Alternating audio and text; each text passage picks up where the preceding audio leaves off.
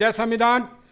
दोस्तों, समस्या बड़ी जटिल है और आज हमारे सम्मानित साथियों ने ये रखा हुआ है कि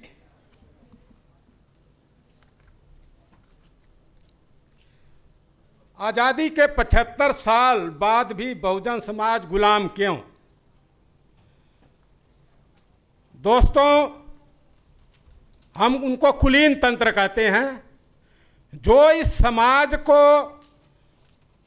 मनुप्लेटेड मानव निर्मित व्यवस्था में जकड़ करके इस बहुसंख्यक समाज को अपने अधीन गुलाम बनाने की जो चाल चल रहा है, जो काम कर रहा है, वो कभी भी प्रकाश में नहीं आता, कभी भी किसी की आलोचना नहीं सार्वजनिक करता और रात दिन काम करता है। उसको सैकड़ों संगठन हैं, संगठित होकर के काम कर रहे हैं, हमारे पतन का दस्तावेज लिखते हैं, लेकिन उनका चेहरा और नाम नहीं हमें पता होता। ये हमारे उनके में अंतर है। विश्व की जितना भी क्रांतियां हुई हैं शोषितों ने किया, चाहे वो रसिया की क्रांति 1905 की हो, सफल हो गई, 1917 की हो, जर्मनी की हो, चाइना की हो, अन्य देशों की हो, शोषितों ने क्या, महारों ने किया था। 1818 का जो कांड हुआ था, उनके साथ इतना घोर अत्याचार करते थे, अंग्रेजों ने हाथ डाल दिया था कि हम इनका सामना नहीं कर सकते क्योंकि इनकी कम थी। ये 500 महार थे। उन्होंने कहा रोज मरने के अच्छा है एक दिन मर जाऊं। और सारे जो वहाँ के ब्राह्मण थे, चितपन ब्राह्मण, उनकी सेनाओं को उन्होंने किस तरह हिम्मत के साथ ये पट्टे जैसे काट दिया। उन्होंने, क्योंकि वो शोषित थे, लेकिन वही जो ब्राह्मण हैं 1674 में शिवाजी, जब टाइम होता बोल देना, शिवाजी महाराज को राज तिलक करने से मना कर दिया कि आप शूद्र हो। बनारस से पंडित गया, कहता है कि शूद्र का राज तिलक नहीं होता है, अगर हम करेंगे तो बाएं पैर के अंगूठे से करेंगे। उन्होंने भगा दिया। फिर उन्होंने एक पंथ बनाया, उसके द्वारा बड़ी लंबी कहानी है, मैं वहाँ नहीं जाता। और उसी को काउंट करने के लिए ज्योतिराव फूले जी ने 1873 में 74 में सत्य शोधक समाज की स्थापना की, ताकि लोग भी सत्य को जानें, सत्य को अपनाएं और सत्य का पालन करें। लेकिन समाज ने ग्रहण नहीं किया। अब वर्तमान में देखिए, वही शिवाजी महाराज को शिवसेना उनको हिंदू सम्राट कहती है। ब्राह्मणीकरण कर दिया, ब्राह्मणीकरण हो गया। 20 मार्च 2017 को अखिलेश की जब मुख्यमंत्री से हटा तो जोगी ने अखिलेश की कुर्सी धोई, जोगी ने उसका आवास धोया, कार्यालय धोया। लाइव आ रहा था, जिन्होंने, जिस मित्रों ने देखा होगा, उनसे पूछा गया कि जोगी जी ये क्या कर रहे हो। कहता शूद्र ने छू दिया, पवित्र हो गई, गंगा जल से धो करके गौमूत्र छिड़क कर पवित्र कर रहा हूँ। अखिलेश विदेश में पढ़ के आया, उससे पूछा गया कि ये क्या हो रहा है। कहता है आज मुझे पता शूद्र है। उसके आगे नहीं बोला, डूब के मर जाए इतना पढ़ा आदमी, क्योंकि उसकी घरवाली 3 मुलायम की 3 बहुएं हैं, तीनों राजपूतों की लड़की हैं, और वो जोगी के मौसी की लड़की जो डिम्पल है इसके लड़के की बहू है। ये है, ये चाल चरित्र है, वो लपेटता है, वो सुरा सुंदरी सब दे देता है हमारे समाज को। हमारा समाज इसीलिए आज जो राजनीति है वो उसका व्यापारीकरण हो गया, और हमारा आदमी अलग अलग छोटे छोटे संगठन बना, नाम नहीं लेता, आप सभी लोग विद्वान हो, छोटे छोटे राजनीतिक, छोटे छोटे सामाजिक संगठन बना करके अपना निजी हित और अपने निजी परिवार के लिए मर मिटता है। और वो सोचता है, वो गोटी फिट करता है कि किस तरह एमपी एमएलए बनूं और बिक जाऊंगा करोड़ों में। ये खेल इस समाज के लोग कर रहे हैं। बहुत लोग, आज कल हमें एक आदमी पूछा नन जनरल की सरकार कैसे बनेगी। मैंने कहा यार 131 सांसद जो हैं SC ST के हैं, 120 OBC के हैं, 52 माइनॉरिटी कम्युनिटी के हैं। आज चाहे सरकार गिर जाएगी, लेकिन क्या वो जनरल वाला काम करते हैं ना? ऐसी भावना है हमारे लोगों में। क्यों नहीं निजी हित के लिए? हमारी उम्र ये है, हम रिटायर हैं, 66 हो गई, 66। हम क्यों नहीं अपने बच्चों के लिए रास्ता साफ करें? क्यों नहीं अपने समाज के लिए निस्वार्थ भाव से कोई चुनाव नहीं लड़ेंगे? इस देश की जनता के लिए, इस देश के बहुजन समाज के लिए, नौजवानों के लिए रास्ता साफ करें। और क्या समझता? सत्ता नहीं, सत्ता तो माया की भी थी, अखिलेश की भी थी, लालू की भी थी। क्या परिवर्तन हुआ? जो कांग्रेस करती थी वही बीजेपी कर रही है, वही वो करते थे। व्यवस्था परिवर्तन, व्यवस्था परिवर्तन के लिए हमें सब कुछ न्यौछावर करके इस वर्तमान समय को अगर सामना करना है तो हमें सब कुछ न्यौछावर करके समाज को अपना परिवार बनाएं, समाज को अपना लक्ष्य बनाएं और इस नौजवानों के लिए हम संघर्ष करें ताकि आने वाली पीढ़ी ये कहे कि हमारे पूर्वजों ने हमारे लिए काम किया है। जैसे हम फूले जी बाबा साहेब का नाम लेते हैं, उसी तरह से इस समाज के बच्चे भविष्य में आकर के इस वर्तमान पीढ़ी को याद करें। ये संघर्षशील होकर हमें काम करने की ज़रूरत है दोस्तों। हमें गंगा गाय में भटका कर रख दिया। जब साइमन कमीशन आया है, देखिए, जब मैंने कहा, बोल देना सर, जब मैंने कहा कि जब ये उन्होंने साइमन कमीशन आया, साइमन कमीशन के पहले ये था कि इस देश में वोट कौन देगा? जो इनकम टैक्स देता है, जो ग्रेजुएट है। बाबा साहेब ने कहा कि इस देश में इस समाज को न पढ़ने का अधिकार है, न धन रखने का अधिकार है, तो ग्रेजुएट कैसे होगा? फिर वो इनकम टैक्स कैसे देगा? ये अंग्रेजों के दिल में बैठ गया। उन्होंने सर्वे किया, लेकिन ब्राह्मणों ने इस चीज को समझ गया कि सबसे ज़्यादा जनसंख्या इस बहुजनों की है। इनको किस तरह से, क्योंकि अगर वोट का अधिकार मिल गया तो सत्ता इनके पास रहेगी, तो ये बराबरी के लिए पूरा संघर्ष करेंगे।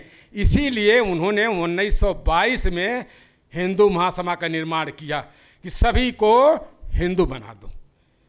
अगर शोषक और शोषित का धर्म एक होगा, शोषण रुकेगा नहीं। अब शोषक शोषित का मतलब है कि जो हमारा शोषण करते हैं और हम शोषित हैं, हमारा शोषण करते हैं, अगर हमारा धर्म और उस शोषक का धर्म एक होगा तो शोषण रुकेगा नहीं, क्योंकि हमेशा हम धर्म में लपेटे जाएंगे। चाहे वो कोई धर्म हो, चाहे वो कोई धर्म हो, अगर इस चाल चरित्र वाला धर्म है तो शोषण नहीं रुकेगा। इसीलिए उसने 1922 हिंदू सभा की और 1928 में वो फिर वो साइमन कमीशन आया, सर्वे हुआ, उसमें पाया और बाबा साहेब ने उनको प्रूव किया। महाड़ वहाड़ की वो कुत्ते क्या पानी होने के लिए गया, वहाँ दिखाया, उन्होंने प्रूव किया कि ब्राह्मणों का चाल चरित्र है। फिर उन्होंने, ये आप कहते हैं ना, ये बाबा साहेब ने वोट का अधिकार दिया, लेकिन बाबा साहेब ने वोट का अधिकार दिया क्या हमने समझा? जिस समाज के लिए बाबा साहेब ने जीवन कुर्बान कर दिया, वही समाज आज बाबा साहेब को नकार दिया।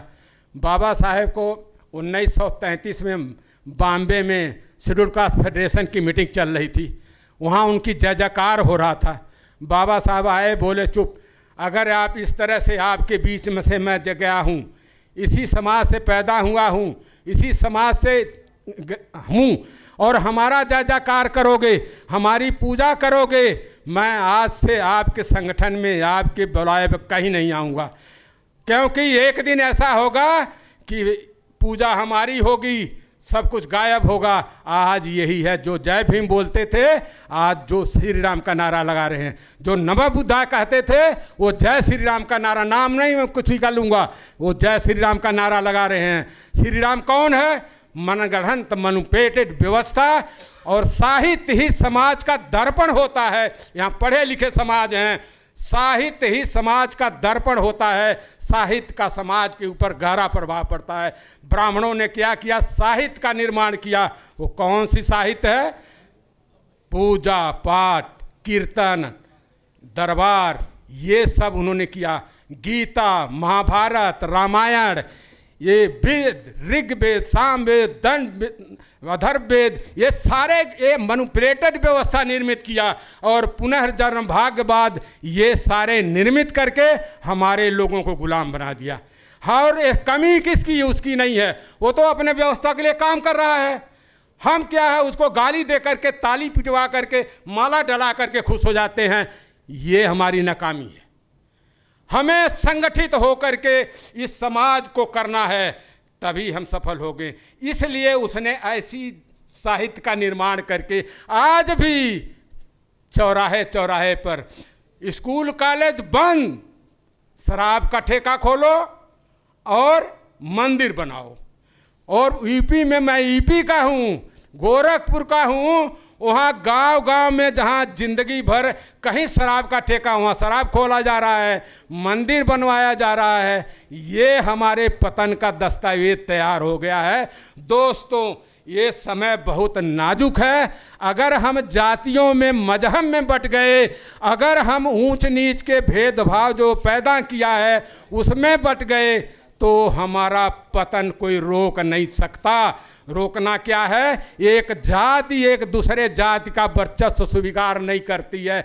चाहे वो पंजाब हो, चाहे यूपी हो, चाहे इस देश का कोई स्टेट हो, जातियां आपस में लड़ती हैं।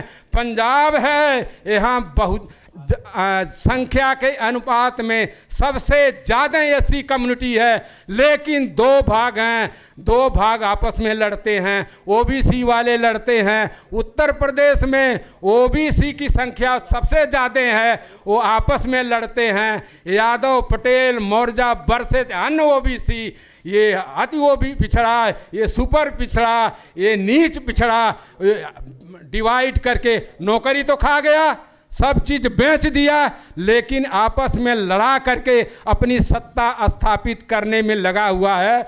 और मैं बहुत कहना था, टाइम का अभाव है। मैं पुनः आप सभी से धन्यवाद देता हूं और साधुवाद, क्योंकि आपने मेरी बात पर पसंद सुना है। अगर कुछ करना है तो आप सभी लोग संगठित हो जाएं, मतभेद भुला जाएं, जातिवाद, इलाकावाद ये सब भुला जाएं। ये मनवाद का सबसे तगड़ा हथियार है कि इलाका में बांटो, जात में बांटो, क्षेत्र में बांटो, सभी को पुनः ये हमें निगलेक्ट करके संगठित होकर के संघर्ष करने की ज़रूरत है। और इसी साथ सभी को जय भीम, जय भारत, जय संविधान। मैं इनको धन्यवाद देता हूँ, साधुवाद देता हूँ कि इन्होंने मुझे बोलने का अवसर दिया। और पुनः एक बार सभी को जय भीम, जय भारत, जय संविधान। अंकल धनी प्रसाद बौद्ध जी ने बहुत ही उत्साह भरपूर ਜਿਹੜਾ ਉਹ ਲੈਕਚਰ ਦਿੱਤਾ ਹੈ ਤੇ ਉਹਨਾਂ ਦੇ ਇੱਕ ਇੱਕ ਸ਼ਬਦ ਦੇ ਵਿੱਚ ਜਿਹੜੀ ਹੈ ਅਰਥ ਜਿਹੜੇ ਹੈ ਅਰਥ ਭਰਪੂਰ ਲੈਕਚਰ ਉਹਨਾਂ ਦੀ ਗੱਲਬਾਤ ਦੇ ਵਿੱਚ ਪੂਰਾ ਇੰਨਾ ਦਮ ਸੀ ਕਿ ਇਉਂ ਲੱਗਦਾ ਕਿ ਇਹਨਾਂ ਨੂੰ ਸੁਣ ਕੇ ਸਾਨੂੰ ਇੱਕ ਇੱਕ ਸ਼ਬਦ 'ਤੇ ਅਮਲ ਕਰਨਾ ਚਾਹੀਦਾ ਹੈ। ਤੇ ਜੇ ਅਸੀਂ ਇਹਨਾਂ ਬਜ਼ੁਰਗਾਂ ਦੇ ਪਾਏ ਹੋਏ ਪੂਰਨਿਆਂ 'ਤੇ ਚੱਲਾਂਗੇ, ਕਿਉਂਕਿ ਇਹ ਜਿਹੜੇ ਸਾਡੇ ਸਾਥੀ ਹੈ ਇਹ ਬੜੇ ਟ੍ਰੇਨਡ ਹੈ ਅਤੇ ਲੰਬੇ ਸਮੇਂ ਤੋਂ ਮਿਸ਼ਨ ਦੇ ਵਿੱਚ ਕੰਮ ਕਰ ਰਹੇ ਹੈ ਅਤੇ ਪੂਰੀ ਤਰ੍ਹਾਂ ਵਿਚਾਰਧਾਰਾ ਨੂੰ ਇਹਨਾਂ ਨੇ ਪੜ੍ਹਿਆ ਅਤੇ ਇਹਨਾਂ ਨੇ ਪੜ੍ਹ ਕੇ ਸਮਝ ਕੇ ਇਸ ਸਿੱਟੇ 'ਤੇ ਪਹੁੰਚੇ ਹੈ ਕਿ ਮਨੂ ਨੇ ਜੋ ਵਿਵਸਥਾ ਖੜੀ ਕੀਤੀ ਹੈ ਇਹ ਬਿਲਕੁਲ ਜਾਲੀ ਹੈ ਅਤੇ ਜਾਲੀ ਵਿਚਾਰਧਾਰਾ ਵਾਲਿਆਂ ਦਾ ਜੋ ਰਾਜ ਭਾਗ ਹੈ ਅਤੇ ਜਿਹੜੇ ਅਸੀਂ ਲੋਕ ਹੈ ਜਿਨ੍ਹਾਂ ਦੀ ਗਿਣਤੀ ਵੀ ਜ਼ਿਆਦਾ ਹੈ ਤੇ ਜਿਨ੍ਹਾਂ ਦਾ ਮਿਸ਼ਨ ਵੀ ਸੱਚਾ ਹੈ, ਉਹਨਾਂ ਨੂੰ ਅੱਜ ਭਾਰਤ ਦੇ ਵਿੱਚ ਦਬਾਇਆ ਜਾ ਰਿਹਾ ਹੈ, ਲਤਾੜਿਆ ਜਾ ਰਿਹਾ ਹੈ, ਉਹਨਾਂ ਤੇ ਜ਼ੁਲਮ ਹੋ ਰਹੇ ਹਨ, ਕਿਉਂਕਿ ਉਹਨਾਂ ਨੂੰ ਵੰਡਿਆ ਹੋਇਆ ਹੈ। ਤੇ ਉਹ ਆਪਣੀ ਜਿਹੜੀ ਵੰਡ ਦੇ ਉੱਪਰ, ਆਪਣੀ ਜਿਹੜੀ ਵੰਡ ਹੈ, ਚਾਹੇ ਉਹ ਧਰਮ ਦੀ ਵੰਡ ਹੋਵੇ, ਚਾਹੇ ਉਹ ਜਾਤੀ ਦੀ ਵੰਡ ਹੋਵੇ, ਉਹਦੇ ਉੱਪਰ ਉਹ ਫਖਰ ਕਰਦੇ ਹੈ, ਮਾਣ ਮਹਿਸੂਸ ਕਰਦੇ ਹੈ ਕਿ ਮੈਂ ਚਮਾਰ ਹਾਂ, ਮੈਂ ਵਾਲਮੀਕੀ ਹਾਂ, ਮੈਂ ਰੰਗਰੇਟਾ ਸਿੱਖ ਹਾਂ, ਮੈਂ ਸਿੱਖ ਹਾਂ, ਮੈਂ ਬੋਧੀ ਹਾਂ। ਉਹ ਭਾਈ ਜਿਹੜੀਆਂ ਇਹ ਵੰਡੀਆਂ ਖਤਮ ਕਰਨ ਵਾਸਤੇ ਬਾਮਸੇਫ ਦਾ ਜਿਹੜਾ ਵਿਚਾਰ ਹੈ ਉਹ ਪੈਦਾ ਕੀਤਾ ਗਿਆ ਹੈ। ਬਾਮਸੇਫ ਨੇ ਇਹੀ ਸਮਝਾਇਆ ਹੈ ਕਿ ਇਹ ਸਾਰੇ ਲੋਕ ਇਕੱਠੇ ਹੋ ਕੇ ਹੀ ਦੁਸ਼ਮਣ ਦਾ ਸਾਹਮਣਾ ਕਰ ਸਕਦੇ ਹੈ।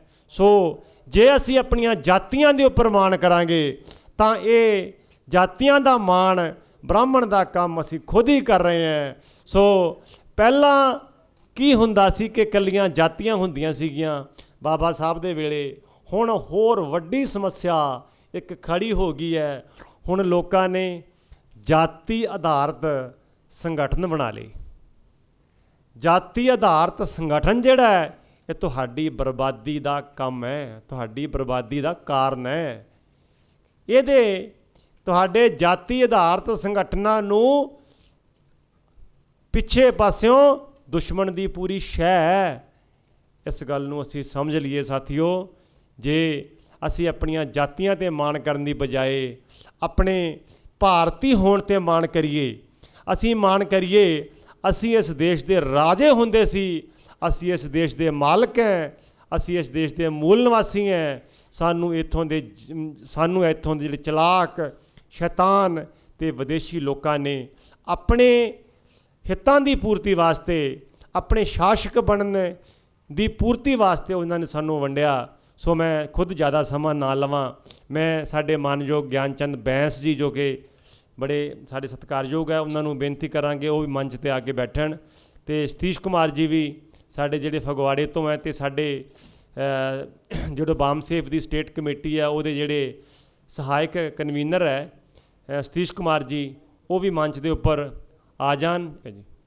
ਹਾਂਜੀ, ਸਾਡੇ ਵਿਚਕਾਰ ਸਾਡੇ ਬਹੁਤ ਹੀ ਸਤਿਕਾਰਯੋਗ ਭਾਰਤੀ ਕਿਸਾਨ ਯੂਨੀਅਨ ਚੜੂਨੀ ਗਰੁੱਪ ਦੇ ਪੰਜਾਬ ਪ੍ਰਧਾਨ ਸਰਦਾਰ ਦਿਲਬਾਗ ਸਿੰਘ ਜੀ ਪੁੱਜੇ ਹੈ। ਅਸੀਂ ਤਾੜੀਆਂ ਮਾਰ ਕੇ ਉਹਨਾਂ ਦਾ ਸਵਾਗਤ ਕਰੀਏ। ਸਰਦਾਰ ਦਿਲਬਾਗ ਸਿੰਘ ਜੀ, ਉਹਨਾਂ ਦੇ ਨਾਲ ਸਰਦਾਰ ਹਰਦੀਪ ਸਿੰਘ ਜੀ ਜੋ ਕਿ ਲੁਧਿਆਣਾ ਜ਼ਿਲ੍ਹੇ ਦੇ ਭਾਰਤੀ ਕਿਸਾਨ ਯੂਨੀਅਨ ਚੜੂਨੀ ਗਰੁੱਪ ਦੇ ਪ੍ਰਧਾਨ ਨੇ, ਅਤੇ ਸਰਦਾਰ ਪਰਮਜੀਤ ਸਿੰਘ ਜੀ ਜੋ ਕਿ ਭਾਰਤੀ ਕਿਸਾਨ ਯੂਨੀਅਨ ਚੜੂਨੀ ਗਰੁੱਪ ਦੇ ਤਰਨਤਾਰਨ ਜ਼ਿਲ੍ਹਾ ਦੇ ਪ੍ਰਧਾਨ ਵੀ, ਉਹ ਵੀ ਉਹਨਾਂ ਦੇ ਨਾਲ ਇੱਥੇ ਪਹੁੰਚੇ ਨੇ। ਇਹਨਾਂ ਸਾਥੀਆਂ ਨੂੰ ਅਸੀਂ ਇਸ ਪ੍ਰੋਗਰਾਮ ਦੇ ਵਿੱਚ ਸ਼ਿਰਕਤ ਕਰਨ ਤੇ ਜਿਉਂ ਆਇਆਂ ਆਖਦੇ ਹਾਂ। ਅਤੇ ਇਸ ਦੇ ਨਾਲ ਹੀ ਅੱਜ ਦੇ ਇਸ ਪ੍ਰੋਗਰਾਮ ਦੇ ਵਿੱਚ ਮੀਰ ਮਸੂਦ ਆਲਮ ਜੀ ਜੋ ਕਿ ਮਜਲਿਸ ਇਤਿਹਾਦੁਲ ਮੁਸਲਮੀਨ ਦੇ ਪ੍ਰਧਾਨ ਨੇ, ਅਤੇ ਉਹਨਾਂ ਦੇ ਨਾਲ ਸ਼੍ਰੀ ਇਜ਼ਾਜ਼ ਆਲਮ ਜੀ ਵੀ ਪਹੁੰਚੇ ਨੇ। ਇਹਨਾਂ ਸਾਥੀਆਂ ਨੂੰ ਵੀ ਇਸ ਪ੍ਰੋਗਰਾਮ ਦੇ ਵਿੱਚ ਸ਼ਿਰਕਤ ਕਰਨ 'ਤੇ ਅਸੀਂ ਉਹਨਾਂ ਦਾ ਨਿੱਘਾ ਸਵਾਗਤ ਕਰਦੇ ਹਾਂ, ਜਿਉਂ ਆਇਆਂ ਆਖਦੇ ਹਾਂ। ਹੁਣ ਮੈਂ ਬੇਨਤੀ ਕਰਾਂਗਾ ਸਰਦਾਰ ਦਿਲਬਾਗ ਸਿੰਘ ਜੀ ਜੋ ਕਿ ਭਾਰਤੀ ਕਿਸਾਨ ਯੂਨੀਅਨ ਪੰਜਾਬ ਚੜੂਨੀ ਗਰੁੱਪ ਦੇ ਪ੍ਰਧਾਨ ਨੇ ਕਿ ਉਹ ਆਪਣੇ ਵਿਚਾਰ ਅੱਜ ਦੇ ਇਸ ਮੌਕੇ ਦੇ ਉੱਪਰ ਰੱਖਣ। ਸਰਦਾਰ ਦਿਲਬਾਗ ਸਿੰਘ ਜੀ। ਅੱਜ ਇਸ ਦੇ 31ਵੇਂ ਸਮਾਗਮ ਦੇ ਵਿੱਚ ਦਰਜਾ ਬਦਰਜਾ ਵਾਮਸੇਫ ਦੀ ਲੀਡਰਸ਼ਿਪ ਤੇ ਦੂਰੋਂ ਨੇੜਿਓਂ ਚੱਲ ਕੇ ਆਏ ਮੇਰੇ ਸਾਥੀ, ਫਤਿਹ ਪ੍ਰਵਾਨ ਕਰੋ। ਵਾਹਿਗੁਰੂ ਜੀ ਕਾ ਖਾਲਸਾ, ਵਾਹਿਗੁਰੂ ਜੀ ਕੀ ਫਤਿਹ। ਮੈਂ ਰਾਣਾ ਜੀ ਦਾ ਧੰਨਵਾਦ ਕਰਦਾ ਸਭ ਤੋਂ ਪਹਿਲਾਂ ਕਿ ਉਹਨਾਂ ਦਾ ਜਿੱਥੇ ਵੀ ਕੋਈ ਪ੍ਰੋਗਰਾਮ ਹੁੰਦਾ ਉਹ ਸਾਨੂੰ ਜ਼ਰੂਰ ਯਾਦ ਕਰਦੇ ਨੇ, ਅਸੀਂ ਵੀ ਯਾਦ ਕਰਦੇ ਉਹਨਾਂ ਨੂੰ, ਉਹ ਵੀ ਪਹੁੰਚਦੇ ਨੇ ਅਤੇ ਅਸੀਂ ਵੀ ਪਹੁੰਚਦੇ ਹਾਂ। ਤਾਂ ਜੋ ਗੱਲ ਸਟੇਜ ਤੋਂ ਹੋ ਰਹੀ ਆ ਵੀ ਜਿਹੜੀ ਸਾਡੀ ਭਾਈਚਾਰਕ ਸਾਂਝ ਆ ਉਹਨੂੰ ਕਾਇਮ ਰੱਖਿਆ ਜਾਵੇ, ਉਹਨੂੰ ਬਣਾਇਆ ਜਾਵੇ, ਕਿਉਂਕਿ ਜਿਹੜੀਆਂ ਦੇਸ਼ ਨੂੰ ਬਰਬਾਦ ਕਰਨ ਵਾਲੀਆਂ ਨੀਤੀਆਂ ਚੱਲ ਰਹੀਆਂ ਨੇ ਉਹਨਾਂ ਦਾ ਏਜੰਡਾ ਹੀ ਇਹੀ ਆ ਕਿ ਅਗਰ ਕਿਸੇ ਥਾਂ ਤੋਂ ਸਤਾ ਹਾਸਲ ਕਰਨੀ ਆ ਤਾਂ ਧਰਮ ਦੀ ਰਾਜਨੀਤੀ ਕੀਤੀ ਜਾਵੇ। ਧਰਮ ਦੀ ਰਾਜਨੀਤੀ ਵਿੱਚ ਇੱਕ ਦੂਜੇ ਨੂੰ ਦੂਜੇ ਨਾਲ ਲੜਾਇਆ ਜਾ ਰਿਹਾ। ਆ ਜਿੰਨੇ ਹਮਲੇ ਹੋ ਰਹੇ ਆ ਪੰਜਾਬ ਦੇ ਵਿੱਚ ਲਾ ਕੇ ਬਾਹਰ ਬਹੁਤ ਇਹ ਤੋਂ ਵੀ ਜ਼ਿਆਦਾ ਹੋ ਰਹੇ ਨੇ। ਆਪਾਂ ਨੂੰ ਪੰਜਾਬ ਵਾਲਿਆਂ ਨੂੰ ਦਿਖਦੇ ਆ, ਕਦੀ ਚਰਚ ਦੇ ਵਿੱਚ ਤੋੜ ਭੰਨ, ਕਦੀ ਗੁਰੂ ਗ੍ਰੰਥ ਸਾਹਿਬ ਦੀ ਬੇਅਦਬੀ। ਇਹ ਜਿਹੜੀਆਂ ਚੀਜ਼ਾਂ ਨੇ ਇਹ ਸਾਨੂੰ ਕਰਕੇ ਇੱਕ ਦੂਜੇ ਨਾਲ ਲੜਾਉਂਦੇ ਨੇ ਕਿ ਇਹ ਜਿਹੜੀ ਰਾਜਨੀਤੀ ਹੈ ਮਾੜੀ ਆ। ਅਸੀਂ ਇਹਨਾਂ ਦੀਆਂ ਛੋਟੀਆਂ ਛੋਟੀਆਂ ਗੱਲਾਂ ਦੇ ਵਿੱਚ ਆ ਕੇ ਆਪਸ ਵਿੱਚ ਹੀ ਲੜੀ ਜਾਂਦੇ ਹਾਂ। ਜਿਵੇਂ ਸੰਗਠਨਾਂ ਦੀ ਗੱਲ ਕਰੀਏ, ਸੰਗਠਨ ਬਹੁਤ ਬਣੇ ਨੇ, ਸਾਡੀ ਹੋਮੇ ਮਾਰਦੀ ਆ ਸਾਨੂੰ। ਇੱਕ ਦੂਜੇ ਦੇ ਕੋਲੇ ਆਪਾਂ ਜਾਣਾ ਨਹੀਂ ਚਾਹੁੰਦੇ, ਗਿਣਤੀ ਆਪਣੀ ਸਾਰਿਆਂ ਤੋਂ ਵੱਧ ਆ, ਲੜਾਈ 'ਚ ਆਪਾਂ ਹਰ ਵਾਰੀ ਹਾਰਦੇ ਹਾਂ। ਕਿਉਂ ਹਾਰਦੇ ਹਾਂ? ਕਿ ਅਸੀਂ ਆਪਸੀ ਜਿਹੜਾ ਭਾਈਚਾਰਾ ਉਹ ਕਾਇਮ ਨਹੀਂ ਕਰ ਪਾਉਂਦੇ। ਮੈਂ ਬੜੀ ਜਗ੍ਹਾ ਤੇ ਦੇਖਿਆ ਕਿ ਕਈ ਸੰਗਠਨ ਇਹੋ ਜਿਹੇ ਨੇ ਉਹ ਦੂਜੇ ਨੂੰ ਨੇੜੇ ਹੀ ਨਹੀਂ ਆਉਣ ਦਿੰਦੇ, ਉਹ ਵਿੱਚ ਵੜ ਕੇ ਰਾਜੀ ਨਹੀਂ। ਉੱਥੇ ਜਿਹੜਾ ਇਕੱਲੇ ਇਕੱਲੇ ਨੇ ਆਪਣੀ ਆਪਣੀ ਤੂਤੀ ਵਜਾਉਣੀ ਆ ਨਾ, ਤੇ ਸਾਡਾ ਇਹੀ ਹਾਲ ਰਹਿਣਾ। ਅੱਜ ਦੇਸ਼ ਦੀ ਹਾਲਤ ਆ ਤੁਹਾਡੇ ਸਾਹਮਣੇ ਆ, ਨੈੱਟ ਚੱਲਦਾ, ਤੁਸੀਂ ਡੇਲੀ ਦੇਖਦੇ ਜੇ 2024 ਦੇ ਵਿੱਚ RSS ਮੋਦੀ ਦੁਬਾਰੇ ਕਾਮਯਾਬ ਹੋ ਗਿਆ ਤਾਂ ਆਪਣੀ ਹਾਲਾਤ ਕਿਹੋ ਜਿਹੇ ਹੋਣਗੇ ਤੁਸੀਂ ਭਲੀ ਭਾਂਤੀ ਜਾਣਦੇ ਜੋ। ਔਰ ਇਹਦੇ ਲਈ ਉਹ ਹਰ ਉਪਰਾਲਾ ਕਰ ਰਹੇ ਨੇ ਵੀ ਅਸੀਂ 2024 ਦੇ ਵਿੱਚ ਦੁਬਾਰੇ ਮੋਦੀ ਨੂੰ ਲੈ ਕੇ ਆਉਣਾ। ਅਜੇ ਤੋੜ ਸਾਨੂੰ ਵੀ ਕੋਈ ਨਜ਼ਰ ਨਹੀਂ ਆਉਂਦਾ, ਲੜਾਈ ਲੜ ਰਹੇ ਹਾਂ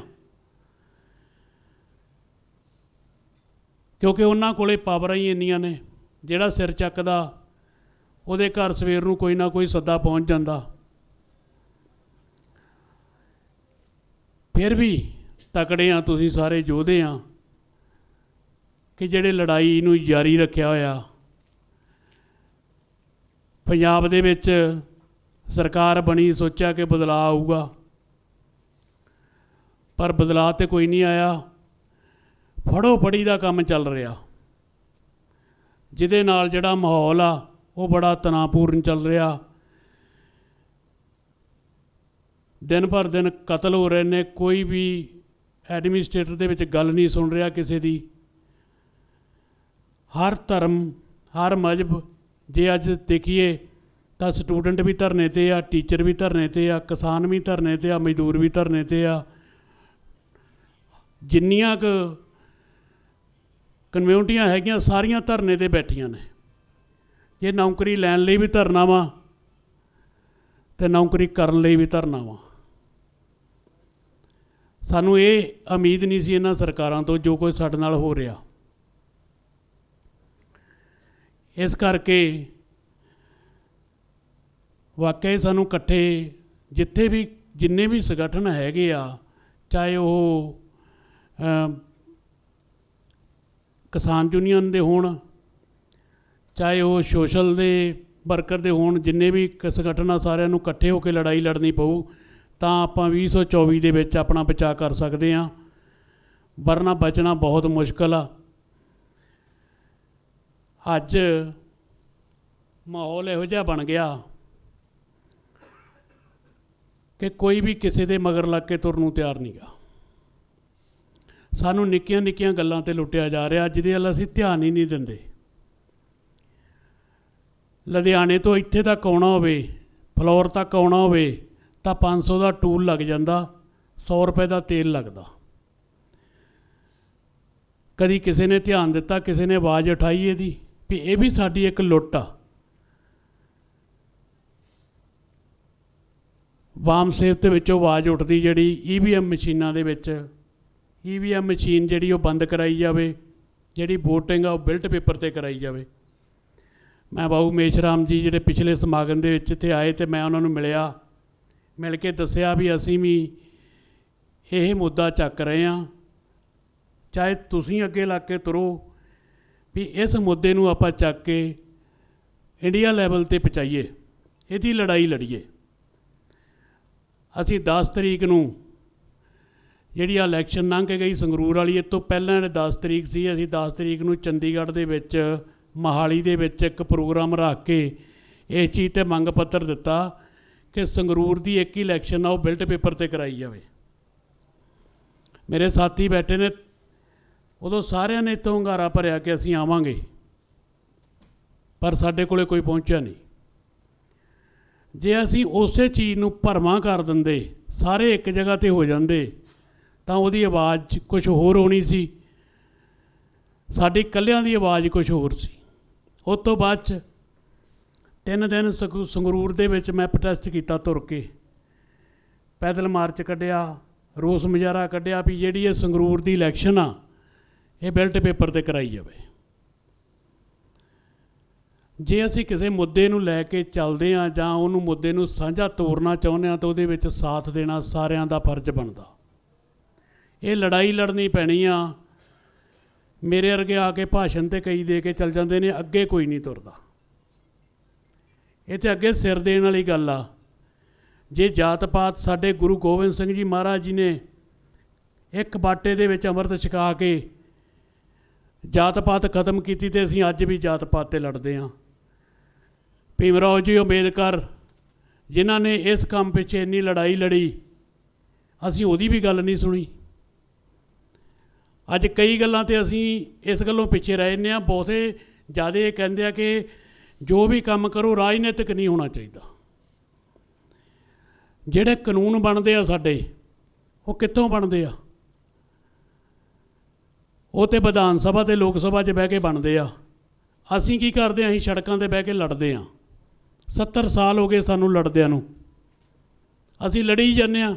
ਕਿੰਨਾ ਕੁ ਚਿਰ ਲੜਾਂਗੇ ਅਸੀਂ? ਇਸ ਲੜਾਈ ਜੋਗੇ ਵੀ ਉਹਨਾਂ ਨੇ ਛੱਡਿਆ ਨਹੀਂ ਸਾਨੂੰ। ਉਹਨਾਂ ਨੂੰ ਪਤਾ ਸੀਗਾ ਕਿ ਆਵਾਜ਼ ਉੱਠਣ ਵਾਲੀ ਆ। ਉਹਨਾਂ ਨੇ ਨੋਟਬੰਦੀ ਤੋਂ ਕੰਮ ਸ਼ੁਰੂ ਕਰਕੇ ਸਾਡਾ ਲੱਕ ਤੋੜ ਦਿੱਤਾ। ਅੱਜ ਜੇ ਤੁਸੀਂ ਕਿਸੇ ਨੂੰ ਕਹੋ ਕਿ 2 ਦਿਹਾੜੀਆਂ ਛੱਡ ਕੇ ਧਰਨੇ 'ਚ ਆ ਜਾ, ਬੜਾ ਔਖਾ ਹੋ ਗਿਆ, ਬਹੁਤ ਔਖਾ ਇਸ ਗੱਲ ਵੀ ਕੋਈ ਵੀ ਅੱਜ ਬੰਦਾ ਧਰਨੇ 'ਚ ਕਿਤੇ ਵੀ ਤੁਰਨ ਨੂੰ ਤਿਆਰ ਨਹੀਂ। ਉਹ ਜਦੋਂ ਵੀ ਗੱਲ ਕਰਦਾ ਕਹਿੰਦਾ ਘਰ ਦਾ ਸਰਦਾ ਨਹੀਂ। ਸਰਦਾ ਤਾਂ ਨਹੀਂ ਕਿ ਉਹਨਾਂ ਨੇ ਸਿਸਟਮ ਹੀ ਸਾਡੇ 'ਤੇ ਕਰਤਾ ਵੀ ਸਾਡੇ ਖਿਲਾਫ ਆਵਾਜ਼ ਨਾ ਉਠਾ ਚੁੱਕਣ। ਇਸ ਕਰਕੇ ਜੇ ਦੇਸ਼ ਨੂੰ ਬਚਾਉਣਾ, ਪੰਜਾਬ ਨੂੰ ਬਚਾਉਣਾ, ਤਾਂ ਜਿਸ ਤਰ੍ਹਾਂ ਆਪਾਂ ਮੰਚ 'ਤੇ ਇਕੱਠੇ ਹੋ ਕੇ ਗੱਲਾਂ ਸੁਣਦੇ ਆ ਨਾ, ਇਸ ਤਰ੍ਹਾਂ ਦੂਜੇ ਮੰਚਾਂ 'ਤੇ ਵੀ ਜਾ ਕੇ ਆਪਾਂ ਜੇ ਕਿਤੇ, ਮੈਂ ਥੋੜ੍ਹੇ ਦਿਨਾਂ ਦੇ ਵਿੱਚ 5-10 ਦਿਨਾਂ ਦੇ ਵਿੱਚ ਲੌਡੂ ਵਾਲਾ ਟੂਲ ਬੰਦ ਕਰੂੰਗਾ। ਮੇਰੀ ਗੱਡੀ VIP ਲਾਈਨ 'ਚ ਲੰਘਦੀ ਆ, ਮੈਨੂੰ ਕੋਈ ਪ੍ਰੋਬਲਮ ਨਹੀਂ, ਪਰ ਇਹ ਨਹੀਂ ਵੀ ਮੇਰੀ ਗੱਡੀ ਉੱਥੋਂ ਲੰਘਦੀ ਆ ਅਤੇ ਮੈਂ ਉਹਨਾਂ ਨੂੰ ਕੁਛ ਕਹਾਂ ਨਾ। ਮੇਰੇ ਭਰਾ ਵੀ, ਮੇਰਾ ਭਾਈਚਾਰਾ, ਮੇਰੇ ਪੰਜਾਬ ਦੇ ਲੋਕ ਵੀ ਉੱਥੋਂ ਲੰਘਦੇ ਨੇ। ਜਦੋਂ ਅਸੀਂ ਗੱਡੀ ਲੈਣ ਲੱਗੇ ਟੈਕਸ ਦਿੰਦੇ ਹਾਂ, ਤੇਲ 'ਤੇ ਟੈਕਸ ਦਿੰਦੇ ਹਾਂ, ਕੋਈ ਪਾਰਟ ਪਾਉਣੇ ਉਦੋਂ ਟੈਕਸ ਦਿੰਦੇ ਹਾਂ, ਅਤੇ ਫਿਰ ਟੂਲ ਕਿਸ ਗੱਲੋਂ? ਜੇ ਸੜਕਾਂ ਵੀ ਸਾਡੇ ਪੈਸੇ 'ਤੇ ਬਣਨੀਆਂ, ਕੰਮ ਵੀ ਸਰਕਾਰ ਦੇ ਸਾਡੇ ਪੈਸਿਆਂ 'ਤੇ ਚੱਲਣੇ ਆ, ਅਤੇ ਸੁੱਖ ਵੀ ਸਾਨੂੰ ਕੋਈ ਨਹੀਂ। ਅੱਜ ਕਿੰਨੀ ਆਬਾਦੀ ਸਾਡੀ ਗਰੀਬ ਲੋਕਾਂ ਦੀ ਜਿਹੜੀ ਇਲਾਜ ਖੁਣੋਂ ਮਰ ਰਹੀ ਆ। ਕਿਹੜੀਆਂ ਸਿਹਤ ਸਹੂਲਤਾਂ ਨੇ ਸਾਡੇ ਕੋਲ? ਸਕੂਲਾਂ ਨੂੰ 4 ਬਾਲਟੀਆਂ ਰੰਗ ਮਾਰ ਕੇ ਅੰਦਰੋਂ ਬਾਹਰੋਂ ਕਹਿ ਦਿੰਦੇ ਸਮਾਰਟ ਸਕੂਲ ਬਣ ਗਏ। ਕਦੀ ਕਿਸੇ ਨੇ ਚੈੱਕ ਕੀਤਾ ਜਾ ਕੇ ਉਹ ਸਮਾਰਟ ਸਕੂਲ ਦੇ ਅੰਦਰ ਦਾ ਕੀ ਹਾਲ ਆ? ਇਹ ਫਰਜ਼ ਸਾਡੇ ਨੇ, ਇਹ ਸਾਨੂੰ ਨਿਭਾਉਣੇ ਪੈਣੇ ਨੇ। ਇਹ ਲੜਾਈ ਸਾਨੂੰ ਲੜਨੀ ਪੈਣੀ ਆ। ਇਸ ਕਰਕੇ ਸੜਕਾਂ 'ਤੇ ਵੀ ਆਉਣਾ ਪੈਣਾ, ਡਾਂਗਾਂ ਵੀ ਖਾਣੀਆਂ ਪੈਣੀਆਂ, ਸਾਰਾ ਕੁਝ ਕਰਨਾ ਪੈਣਾ। ਇਕੱਲੇ ਭਾਸ਼ਣ ਦਿੱਤਿਆਂ ਨਹੀਂ ਸਰਨਾ। ਮੈਂ ਤਾਂ ਸਾਰਿਆਂ ਮੂਹਰੇ ਹੱਥ ਜੋੜ ਕੇ ਬੇਨਤੀ ਕਰੂੰਗਾ ਕਿ ਜਿੱਥੇ ਵੀ ਕਿਤੇ ਕੋਈ ਵੀ ਤੁਸੀਂ ਐਜੀਟੇਸ਼ਨ ਕਰਨਾ, ਸਾਨੂੰ ਬੁਲਾਓ, ਅਸੀਂ ਤੁਹਾਡੇ ਤੋਂ ਮੂਹਰੇ ਚੱਲਾਂਗੇ, ਡਾਂਗਾ ਖਾਣ ਨੂੰ ਵੀ, ਹਰੇਕ ਕੰਮ ਲਈ। ਕਿਉਂਕਿ ਅਸੀਂ ਇਹ ਨਹੀਂ ਕਹਾਂਗੇ ਕਿ ਉੱਥੇ ਲੀਡਰ ਬਣ ਕੇ ਆਏ ਹਾਂ, ਚੱਲਾਂਗੇ ਤੁਹਾਡੀ ਰਹਿਨਮਾਈ ਹੇਠ ਹੀ। ਇਸ ਕਰਕੇ ਸਾਰਿਆਂ ਨੂੰ ਬੇਨਤੀ ਆ ਬਾਈ, ਇਕੱਠੇ ਹੋ ਕੇ ਚੱਲੋ ਜੇ ਅੱਗੇ ਕੋਈ ਜੰਗ ਜਿੱਤਣੀ ਆ। ਅਤੇ ਮੈਂ ਸਾਰਿਆਂ ਦਾ ਫੇਰ ਤੋਂ ਧੰਨਵਾਦ ਕਰਦਾ, ਰਾਣਾ ਜੀ ਦਾ ਵੀ, ਜਿਨ੍ਹਾਂ ਨੇ ਤੁਹਾਡੇ ਦਰਸ਼ਨ ਕਰਨ ਦਾ ਮੌਕਾ ਦਿੱਤਾ। ਵਾਹਿਗੁਰੂ ਜੀ ਕਾ ਖਾਲਸਾ, ਵਾਹਿਗੁਰੂ ਜੀ ਕੀ ਫਤਿਹ। ਬਹੁਤ ਮਿਹਰਬਾਨੀ ਸਰਦਾਰ ਦਿਲਬਾਗ ਸਿੰਘ ਜੀ। ਹੁਣ ਮੈਂ ਬੇਨਤੀ ਕਰਾਂਗਾ ਮਾਸਟਰ ਮਲਕੀਤ ਸਿੰਘ ਜੈਤੋ, ਉਹ ਵੀ ਆਪਣੇ ਵਿਚਾਰ ਰੱਖਣ। ਮਾਸਟਰ ਮਲਕੀਤ ਸਿੰਘ ਜੀ। ਅੱਜ ਦੀ ਇਸ ਪ੍ਰੋਗਰਾਮ ਵਿੱਚ ਪਹੁੰਚੇ ਹੋਏ ਮਾਨਯੋਗ ਕਮਲਾਕਾਂਤ ਕਾਲੇ ਜੀ, ਜਿਨ੍ਹਾਂ ਨੂੰ ਅਸੀਂ ਪਿਆਰ ਨਾਲ ਕੁਮਾਰ ਕਾਲੇ ਜੀ ਬੁਲਾਉਂਦੇ ਹਾਂ, ਸਾਡੇ ਰਾਸ਼ਟਰੀ ਪ੍ਰਧਾਨ ਬਾਮ ਸੇਵ, ਜਿਹੜੇ ਕਾਫੀ ਚਿਰ ਤੋਂ ਇਸ ਜਿਹੜੀ ਬਾਮ ਸੇਵ ਦੀ ਲਹਿਰ ਹੈ ਪੂਰੇ ਭਾਰਤ ਦੇ ਵਿੱਚ ਲੈ ਕੇ ਚੱਲੇ ਹੈ, ਜਿਹੜੇ ਅੱਜ ਵਿਸ਼ੇਸ਼ ਤੌਰ ਤੇ ਇੱਥੇ ਪਹੁੰਚੇ ਹੈ। ਸਾਥੀਓ, ਪਹਿਲਾਂ ਵੀ ਇੱਕ ਵਾਰ ਕੁਮਾਰ ਕਾਲੇ ਜੀ ਜਿਹੜੇ ਸਾਡੇ ਪੰਜਾਬ ਦੇ ਇੰਚਾਰਜ ਰਹੇ ਸੀ ਇਸ ਸੰਗਠਨ ਦੇ, ਅਸੀਂ ਕਾਫੀ ਚਿਰ ਤੋਂ ਇਹਨਾਂ ਨਾਲ ਜੁੜੇ ਹੋਏ ਹਾਂ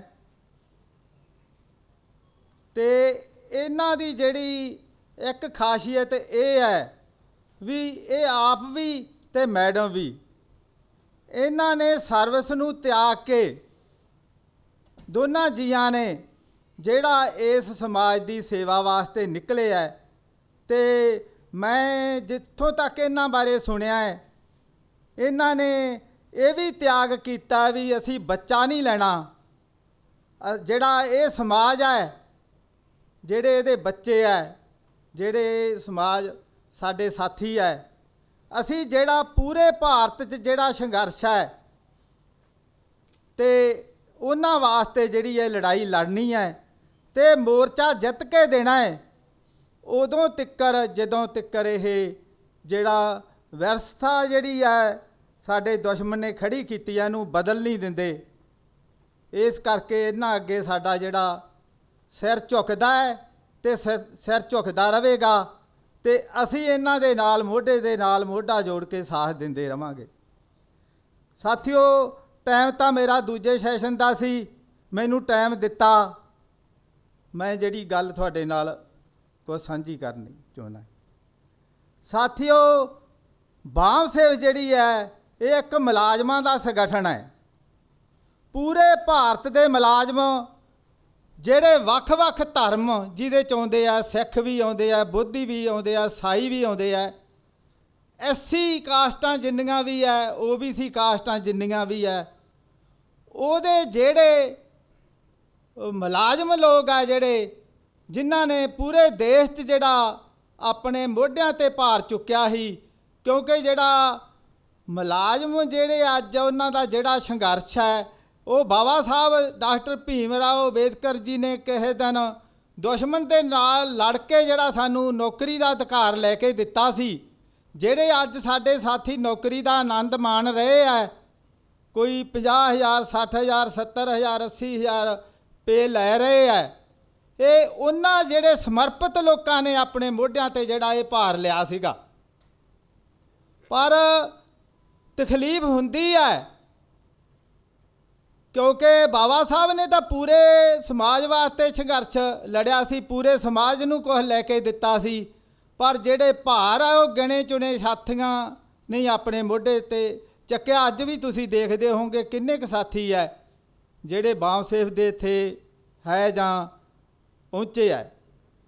ਸਾਥੀਓ, ਹੁਣ ਇੱਕ ਗੱਲ ਹੋਰ ਹੈ, ਠੀਕ ਹੈ ਉਹ ਲੋਕ ਕੁਛ ਕਿਰਤਕਾਨ ਨਿਕਲੇ ਆ ਜਿਨ੍ਹਾਂ ਨੇ ਉਹ ਜ਼ਿੰਮੇਵਾਰੀ ਨਹੀਂ ਨਿਭਾਈ। ਕਿਰਤਕਾਨ ਹਰ ਸਮਾਜ 'ਚ ਪੈਦਾ ਹੁੰਦੇ ਹੈ।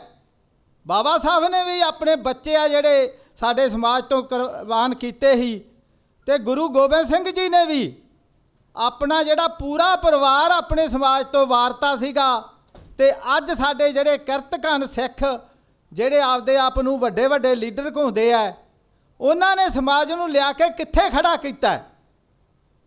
ਹੁਣ ਫਿਰ ਕੀ ਆ ਵੀ ਸਾਨੂੰ ਉਹਨਾਂ ਅੱਗੇ ਦੇਖਣਾ ਨਹੀਂ ਚਾਹੁੰਦੇ। ਜਿਹੜੇ ਸਾਡੇ ਗਦਾਰ ਲੋਕ ਸਾਡੇ ਨਿਕਲ ਗਏ, ਜਿਹੜੇ ਗਦਾਰੀ ਕਰਕੇ ਅੱਜ ਘਰਾਂ ਦੇ ਵਿੱਚ AC ਲਾ ਕੇ ਬੈਠੇ ਹੋਣਗੇ ਤੇ ਟੱਚ ਮੋਬਾਈਲ ਦੇਖਦੇ ਹੋਣਗੇ, ਤੇ ਉਹਨਾਂ ਨੂੰ ਇਹ ਵੀ ਨਹੀਂ ਸੋਚਦੇ ਵੀ ਜਿਹੜੇ ਅਧਿਕਾਰ ਸਾਨੂੰ ਕਿਹਨੇ ਲੈ ਕੇ ਦਿੱਤੇ ਆ। ਹੁਣ ਸਾਨੂੰ ਕੀ ਹੈ ਵੀ ਸਾਨੂੰ ਉਹਨਾਂ ਸਾਡੇ ਗਰੀਬ ਸਮਾਜ ਦੀਆਂ ਜਿਹੜੀਆਂ ਬਸਤੀਆਂ 'ਚ ਸਾਨੂੰ ਨਿਕਲਣਾ ਪੈਣਾ ਹੈ। ਨਿਕਲੋ, ਨਿਕਲਣਾ ਚਾਹੀਦਾ ਹੈ। ਜਿਹੜੇ ਵਿਚਾਰੇ ਅੱਜ 3-3 4-400 ਰੁਪਈਆ ਦਿਹਾੜੀ ਲੈ ਕੇ ਤੇ ਉਹ ਪੂਰੇ ਜਿਹੜੇ ਆਪਦੇ ਪਰਿਵਾਰ ਦਾ ਪੇਟ ਉਹਦੇ ਨਾਲ ਪਲਦਾ ਹੀ ਨਹੀਂ, ਕੱਪੜੇ ਤਾਂ ਅਲੱਗ ਰਹਿ ਗਏ, ਕੱਲਾ ਪਰਿਵਾਰ ਦਾ ਪੇਟ ਨਹੀਂ ਪਲਦਾ। ਜਦੋਂ ਕੋਈ ਬਿਮਾਰ ਹੋ ਜਾਂਦਾ ਹੈ ਤਾਂ ਉਹਦੇ ਵਾਸਤੇ ਪੈਸੇ ਕਿੱਥੋਂ ਆਉਣੇ ਆ? ਕਿਹਨੇ ਸਾਨੂੰ ਇਸ ਸਟੇਜ ਤੇ ਖੜਾ ਕੀਤਾ ਹੈ? ਅੱਜ ਦੇ ਜਿਹੜੇ ਇਹਦੇ ਵਿਸ਼ੇ ਸੀਗੇ ਪਹਿਲੇ ਸੈਸ਼ਨ ਦੇ, OBC ਦੀ ਜਿਹੜੀ ਜਾਤੀ ਗਿਣਤੀ ਆ ਨਹੀਂ ਕਰਨੀ, ਜਾਤੀ ਦੀ ਗਿਣਤੀ ਨਹੀਂ ਕਰਨੀ, ਤਾਂ ਇਹਦਾ ਜਿਹੜਾ ਦੁਸ਼ਮਣ ਜਿਹੜਾ ਸਾਡਾ ਬ੍ਰਾਹਮਣਵਾਦੀ ਹੈ, ਜਿਹੜਾ ਬ੍ਰਾਹਮਣ ਬੈਠਾ ਸਾਡਾ ਦੁਸ਼ਮਣ, ਉਹ ਕਿਉਂ ਨਹੀਂ ਗਿਣਤੀ ਕਰ ਰਿਹਾ ਕਿ ਜੇ ਗਿਣਤੀ ਹੁੰਦੀ ਆ 52% 53 ਜਾਂ 60% ਆਉਂਦੇ ਆ ਤਾਂ ਉਹਨਾਂ ਨੂੰ ਉਹਦੇ ਅਧਿਕਾਰ ਦੇਣੇ ਪੈਣੇ ਆ। ਉਹਦਾ ਜਿਹੜਾ ਪੂਰੇ ਬਜਟ 'ਚੋਂ ਉਹਦਾ ਹਿੱਸਾ ਦੇਣਾ ਪੈਣਾ ਹੈ, ਨੌਕਰੀਆਂ 'ਚੋਂ ਉਹਦਾ 19% ਹਿੱਸਾ ਦੇਣਾ ਪੈਣਾ ਹੈ, ਜਿਹੜਾ ਰਾਜਨੀਤੀ 'ਚੋਂ ਪੰਚਾਇਤ ਮੈਂਬਰ ਤੋਂ ਲੈ ਕੇ MP ਤੱਕ ਉਹਦਾ 19% ਹਿੱਸਾ ਦੇਣਾ ਪੈਣਾ ਹੈ। ਉਹਦੇ ਹਿੱਸੇ ਨੂੰ ਹੜੱਪ ਕਰਨ ਵਾਸਤੇ ਸਾਰੀ ਜਿਹੜੀ OBC ਦੀ ਗਿਣਤੀ ਨਹੀਂ ਕੀਤੀ ਜਾ ਰਹੀ। ਕਿਸਾਨ ਵਿਰੋਧੀ ਕਾਨੂੰਨ ਬਣਾਉਣਾ, ਜੇ ਪਿੱਛੇ ਜੇ ਹੁਣ ਵੇਖਿਆ ਵੀ ਕਿੰਨਾ ਚਿਰ ਕਿਸਾਨਾਂ ਨੇ ਜਿਹੜਾ ਉਹਦਾ ਮੋਰਚਾ ਲਾਈ ਰੱਖਿਆ 1 ਸਾਲ ਤੋਂ ਉੱਪਰ, ਉਹ ਇਹਨਾਂ ਦੀ ਮਨੂ ਸਿਮਰਤੀ ਦੇ ਵਿੱਚ ਆਉਂਦਾ ਹੈ।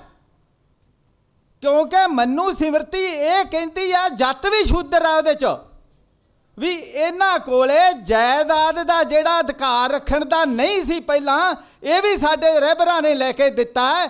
ਉਹਨੂੰ ਖੋਹਣ ਵਾਸਤੇ ਜਿਹੜਾ ਇਹ ਇਹਨਾਂ ਨੇ ਇੱਕ ਛੜਯੰਤਰ ਰਚਿਆ ਸੀ, ਉਹਦੇ ਵਿਰੁੱਧ ਪੂਰਾ ਜਿਹੜਾ ਕਿਸਾਨ ਅੰਦੋਲਨ ਜਿਹੜਾ ਹੋਇਆ ਸੀਗਾ, ਇਹ ਵੀ ਉਹਨਾਂ ਦਾ ਮਨੂ ਸਿਮਰਤੀ ਦਾ ਇੱਕ ਪਾਰਟ ਸੀ।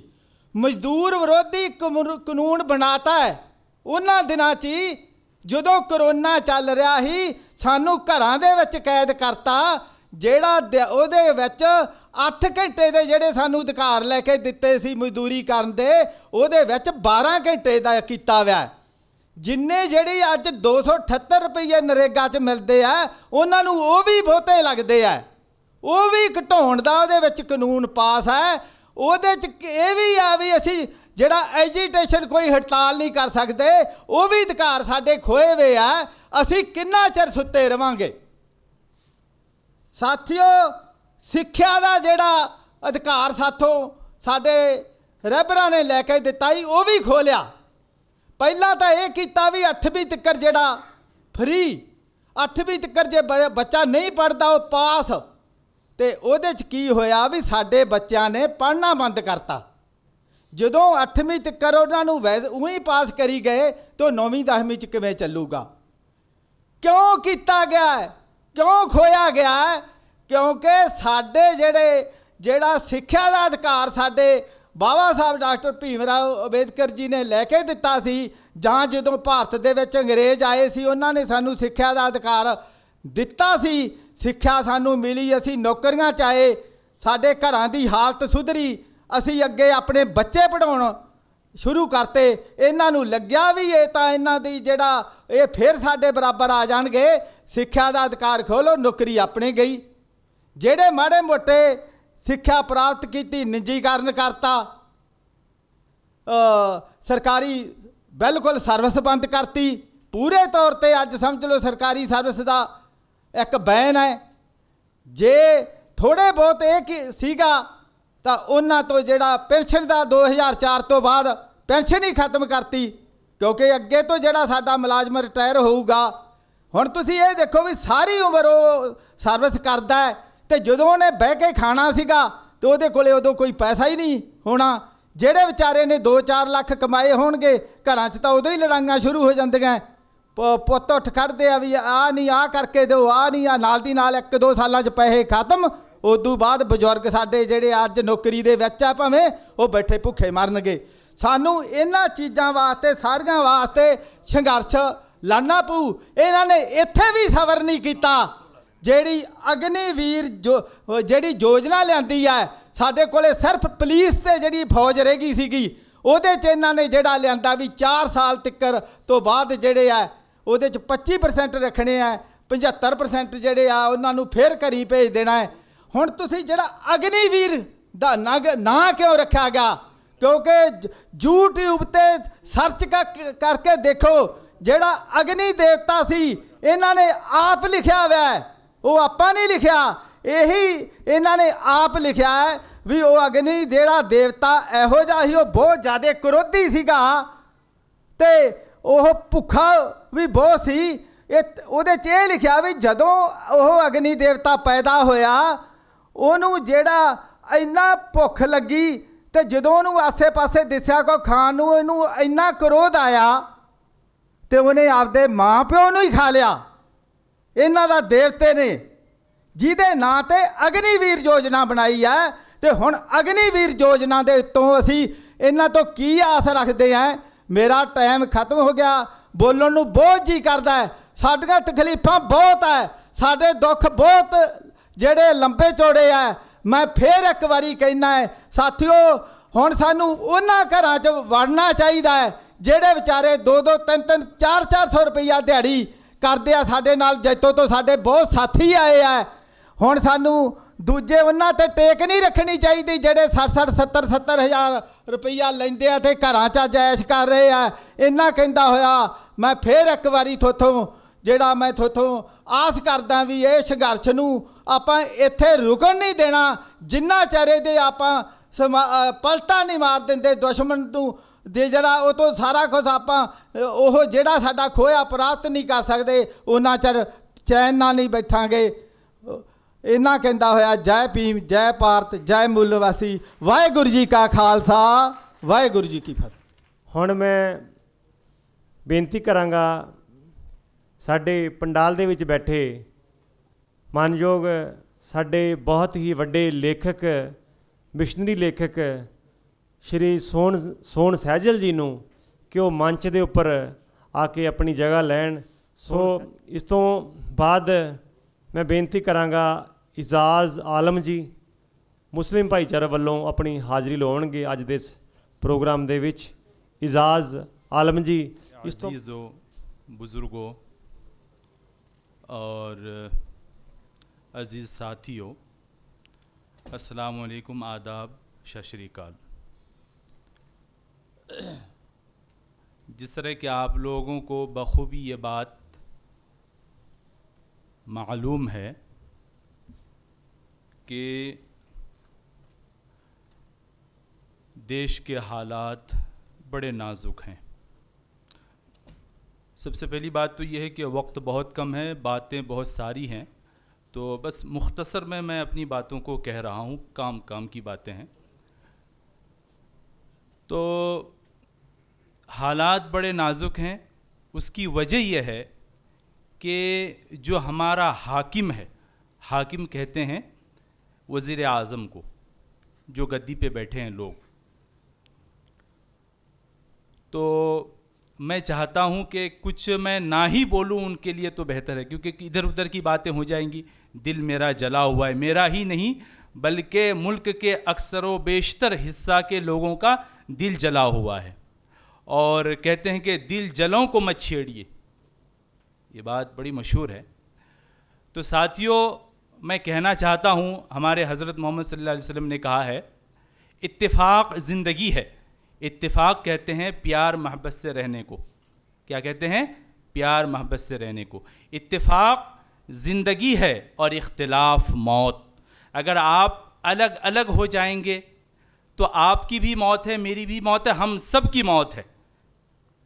तो आज का जो ये प्रोग्राम रखा गया है, तमाम भाइयों को, जितने भी हैं लोग, सारे मज़हब के लोगों को जोड़ करके जो है ये प्रोग्राम रखा गया है। वो इसलिए रखा गया है ताकि आपका और हमारा आने वाला जो कल है वो बेहतर से बेहतर हो सके। हमारी नस्लों का जो मुस्तक़बिल है, जो आने वाला कल है, वो बेहतर से बेहतर हो सके। और दूसरी बात जो मैं कहना चाहूँगा वो ये है कि हमारे हज़रत मोहम्मद सल्लल्लाहु अलैहि वसल्लम की बात है ये कि एक इंसान को अगर कोई तकलीफ़ देता है, देखिए कुरान शरीफ की एक बात है, कुरान शरीफ के आखिरी हिस्से में ये बात कही गई है, लक़द खलक़नल इंसाना फ़ी अहसन तक़वीम। रब ने, अल्लाह ने कुरान दे बिच कहा है कि मैंने सबसे बेहतरीन शक्ल सूरत से इंसान को बनाया। ये कुरान का शब्द है, ये वहाँ इंसान का लफ्ज़ है। मैं ख़ुद कुरान पढ़ता हूँ और मैं ख़ुद मौलवी साहब हूँ मैं तो, और बाज़ाब्ता मैं आपको हवाला दे रहा हूँ कि आप कहीं भी मस्जिद मदरसे में जाकर के आप देख सकते हैं कि कुरान में इंसान के बारे में क्या कहा गया है। लक़द खलक़नल इंसान फ़ी अहसन तक़वीम, मैंने इंसान को बेहतरीन शक्ल सूरत में पैदा किया है। और दूसरी जगह कुरान में ये आया है कि जब अल्लाह ने चाहा कि मैं आसमान ज़मीन बनाऊँ, ये सब चीज़ें बनाऊँ, चाँद सूरज बनाऊँ, तो उसके लिए कहा गया है कुन, हो जा, तो हो गया। जब इंसान को बनाने की बात आई, चाहे वो जिस मज़हब का इंसान हो, तो क्या बात आई, तो रब ने, अल्लाह ने बड़ी मोहब्बत से, बड़े प्यार से अपने हाथों से बनाया इंसान को। किसको बनाया? इंसान को। वहाँ ज़ात और मज़हब की बात नहीं है कुरान शरीफ में, ठीक है। तो मैं आपसे ये कहना चाहता हूँ कि इन सब बातों को छोड़कर अगर आप एक बेहतरीन भारत चाहते हैं, आप अपने बच्चों के लिए बेहतरीन भारत चाहते हैं, तो सबसे पहले तो यह है कि हमें और आपको पढ़ना पड़ेगा। और दूसरी बात यह है कि ये जो लोग बैठे हैं, हमें इन सब को खदेड़ना पड़ेगा, हमें अपनी ताकत का मुजाहरा करना पड़ेगा, हमें अपनी ताकत दिखानी पड़ेगी। हमारी ताकत कैसे होगा, कैसे हमारी ताकत एकता होगी? इसीलिए मैंने कहा कि इत्तेफाक ज़िंदगी है और इख्तिलाफ मौत। अगर आप और हम चाहते हैं कि इन लोगों को खदेड़ें, तो सबसे पहले हमें एक होना पड़ेगा, इसके बगैर हम इन्हें खदेड़ नहीं सकते। बहरहाल, तो अज़ीज़ाने मिल्लत इस्लाम, तो मेरे दोस्तों, मैं ये अर्ज़ कर रहा हूँ कि आज का ये जो प्रोग्राम मुझे मौका दिया गया बोलने का, बहुत अच्छा लगा मुझे। और ख़ास तौर से ये पंजाब, मैं पंजाब में, मुझे इस टाइम पंजाब की एक दो बात करनी चाहिए तो मैं कर दूं। देखिए, आप अगर अपने पंजाब, ये फ़ारसी का लफ्ज़ है, ये क्या है? ये फ़ारसी का लफ्ज़ है। ये सदियों ज़माने की बात है, ये आज की बात नहीं है। ये 70 साल, 80 साल, 100, 200 साल की बात नहीं है। सदियों ज़माने से पंजाब के जो लोग हुए, ये अक़ीदतमंद हुए। अक़ीदतमंद मतलब ये मोहब्बत वाले लोग हुए। ये हमने अपनी किताबों में ये पढ़ा है कि पंजाब के लोग बड़े मोहब्बत वाले लोग हुए। और आज जो पंजाब के हालात हैं, तो मैं किताबों के अनुसार, किताबों के हवाले से जो बात देख रहा हूँ, जो किताबों में जो पंजाब का जिक्र किया गया, आज वो पंजाब नज़र नहीं आ रहा है मुझे। यहाँ जो है कत्ल हो रहा है, लूट खसोट हो रहा है और इख्तिलाफ हो रहा है, तो आज वो पंजाब हमें नज़र नहीं आ रहा है। तो आप अगर चाहते हैं कि अपने पंजाब को बनाएं, अपने पंजाब को मजबूत करें, तो सबसे पहले हमारे इन भाइयों का साथ दीजिए, तब जाकर के आप एक बेहतरीन पंजाब बना सकते हैं। तो अज़ीज़ान मिल्लत इस्लामिया, तो मेरे अजीज़ों, मैं ये कह, बातें तो बहुत सारी है, कभी अगर मौका मिलेगा इंशाअल्लाह तो फिर बयान करूँगा मैं। तो क्योंकि पंजाब, मैं इसी पर कभी इसी टॉपिक पर आपको बताऊंगा कि पंजाब है क्या, ठीक है। क्योंकि अक्सर व बेशतर होता क्या है कि आदमी जहाँ रहता है तो उन सब चीज़ों से वो बेखबर होता है, ठीक है। तो बाकी जो पढ़े लिखे लोग हैं, जो हाई एजुकेशन वाले लोग हैं, उनको मतलब पता रहता है कि कौन सी चीज़ क्या है, नहीं है।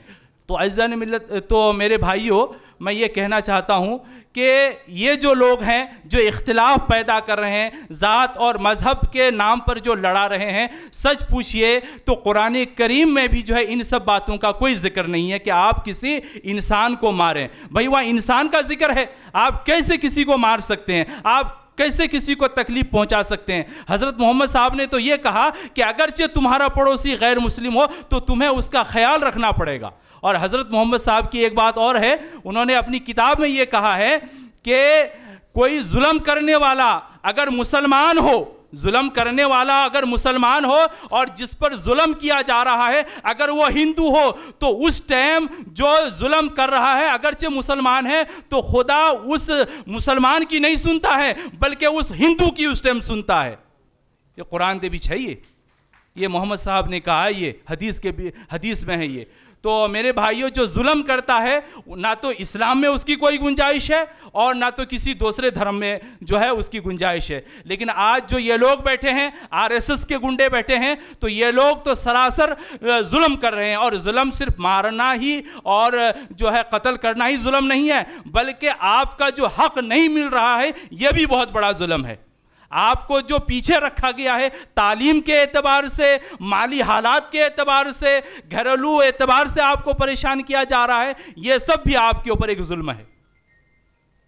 तो कहने का मतलब यह है मेरा कि अगर आप और हम अगर इत्तेफाक कर लिए, एक हो गए और इन भाइयों का साथ अगर हमने दिया, तो हमें उम्मीद है इंशाअल्लाह अज़ीम कि जो है हम एक बेहतरीन पंजाब बना सकते हैं, वही पंजाब बना सकते हैं जो सूफ़ी और बुज़ुर्गों ने बनाया था इसको। तो कहने का मकसद ये है कि टाइम मेरा पूरा हो गया, फिर कभी मौका मिलेगा तो इंशाअल्लाह बयान किया जाएगा।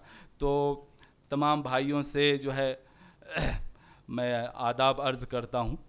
ਇਸ ਪ੍ਰੋਗਰਾਮ ਦੇ ਵਿੱਚ ਸਾਡੇ ਇਸ ਪ੍ਰੋਗਰਾਮ ਦੀ ਸ਼ੋਭਾ ਵਧਾਉਣ ਵਾਲੇ ਸਾਡੇ ਪੰਜਾਬ ਦੇ ਬਹੁਤ ਵੱਡੇ ਲੇਖਕ, ਮਿਸ਼ਨਰੀ ਲੇਖਕ ਸ਼੍ਰੀ ਸੋਹਣ ਸਹਿਜਲ ਜੀ ਨੂੰ ਮੈਂ ਤੁਹਾਨੂੰ ਇਹ ਵੀ ਦੱਸਣਾ ਚਾਹਾਂਗਾ, ਪਿੱਛੇ ਜੇ ਪੂਰੇ ਪੰਜਾਬ ਦੇ ਵਿੱਚ ਪ੍ਰਬੁੱਧ ਭਾਰਤ ਫਾਊਂਡੇਸ਼ਨ ਵੱਲੋਂ ਜਿਹੜੀ ਪ੍ਰੀਖਿਆ ਕਰਵਾਈ ਗਈ ਹੈ, ਜਿਸ ਬੁੱਕ ਦਾ ਨਾਮ ਸੀ ਵੀ ਦਾ ਪੀਪਲ ਆਫ ਇੰਡੀਆ, ਉਹ ਵੀ ਸੋਹਣ ਸਹਿਜਲ ਜੀ ਦੀ ਲਿਖੀ ਹੋਈ ਹੈ। ਆਪਾਂ ਜ਼ੋਰਦਾਰ ਤਾੜੀਆਂ ਨਾਲ ਉਹਨਾਂ ਦਾ ਸਵਾਗਤ ਕਰੀਏ।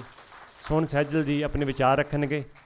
ਸਾਰੇ ਹੀ ਸੂਝਵਾਨ ਸਾਥੀਆਂ ਨੂੰ ਜੈ ਭੀਮ, ਜੈ ਮੂਲ ਨਿਵਾਸੀ। ਸਾਰੇ ਸੂਝਵਾਨ ਨੇ ਵਿਚਾਰ ਤਾਂ ਨਹੀਂ ਮੈਂ ਤੁਹਾਡੇ ਨਾਲ ਸਾਂਝਾ ਕਰਾਂਗਾ। ਮੈਨੂੰ ਟਾਈਮ ਦੇਣ ਲਈ ਬਹੁਤ ਬਹੁਤ ਧੰਨਵਾਦ। ਇਹ ਗੀਤ ਤੁਹਾਡੇ ਨਾਲ ਸਾਂਝਾ ਕਰ ਰਿਹਾ। ਅਸੀਂ ਮੁੱਢੋਂ ਭਾਰਤੀ, ਅਸੀਂ ਮੁੱਢੋਂ ਭਾਰਤੀ ਤੇ ਅਖੀਰ ਭਾਰਤੀ, ਕੋਈ ਝੂਠ ਜਾਂ ਦਿਖਾਵਾ ਨਹੀਂ ਜ਼ਮੀਰ ਭਾਰਤੀ। ਕੀਤੀ ਕਦੇ ਵੀ ਗਦਾਰੀ ਨਹੀਂ ਦੇਸ਼ ਨਾਲ ਹੈ, ਨਾਲ ਮਿਹਨਤਾਂ ਦੇ ਕੀਤਾ ਇਹਨੂੰ ਖੁਸ਼ਹਾਲ ਹੈ। ਸਿਰੋਂ ਪੈਰਾਂ ਤੱਕ ਸਾਡਾ, ਸਿਰੋਂ ਪੈਰਾਂ ਤੱਕ ਸਾਡਾ ਇਹ ਸਰੀਰ ਭਾਰਤੀ, ਕੋਈ ਝੂਠ ਜਾਂ ਦਿਖਾਵਾ ਨਹੀਂ ਜ਼ਮੀਰ ਭਾਰਤੀ। ਕੀਤੀ ਦੇਸ਼ ਦੀ ਉਸਾਰੀ ਸੜਕਾਂ ਬਣਾਈਆਂ ਨੇ, ਸਾਡੇ ਹਿੱਸੇ ਵਿੱਚ ਤਾਂ ਵੀ ਫੁੱਟਪਾਥਾਂ ਆਈਆਂ ਨੇ। ਕੀਤੀ ਦੇਸ਼ ਦੀ ਉਸਾਰੀ ਸੜਕਾਂ ਬਣਾਈਆਂ ਨੇ, ਸਾਡੇ ਹਿੱਸੇ ਵਿੱਚ ਤਾਂ ਵੀ ਫੁੱਟਪਾਥਾਂ ਆਈਆਂ ਨੇ। ਅਸੀਂ ਮੂਲ ਵਾਸੀ ਦੇਸ਼ ਦੇ, ਮੂਲ ਵਾਸੀ ਦੇਸ਼ ਦੇ ਤਾਸੀਰ ਭਾਰਤੀ, ਕੋਈ ਝੂਠ ਜਾਂ ਦਿਖਾਵਾ ਨਹੀਂ ਜ਼ਮੀਰ ਭਾਰਤੀ। ਜਿਨੀ ਦੇਸ਼ ਲੁੱਟ ਖਾਦਾ ਉਹ ਲੋਕੀ ਹੋਰ ਨੇ, ਖਾ ਕੇ ਭੱਜ ਗਏ ਵਿਦੇਸ਼ੀ ਜਨਤਾ ਦੇ ਚੋਰ ਨੇ। ਜਿਨੀ ਦੇਸ਼ ਲੁੱਟ ਖਾਦਾ ਉਹ ਲੋਕੀ ਹੋਰ ਨੇ, ਖਾ ਕੇ ਦੌੜ ਗਏ ਵਿਦੇਸ਼ੀ ਜਨਤਾ ਦੇ ਚੋਰ ਨੇ। ਚੰਗੇ ਲੱਗਦੇ ਨਹੀਂ ਇਹੋ ਜਿਹੇ, ਚੰਗੇ ਲੱਗਦੇ ਨਹੀਂ ਇਹੋ ਜਿਹੇ ਅਮੀਰ ਭਾਰਤੀ, ਕੋਈ ਝੂਠ ਜਾਂ ਦਿਖਾਵਾ ਨਹੀਂ ਜ਼ਮੀਰ ਭਾਰਤੀ। ਕੀਤੀ ਕਿਸੇ ਬੇਈਮਾਨੀ ਚਾਹੇ ਹੱਕ ਮਾਰਿਆ, ਸਾਡਾ ਕੁਣਬਾ ਨਾ ਤਾਂ ਵੀ ਹੰਬਿਆ ਨਾ ਹਾਰਿਆ।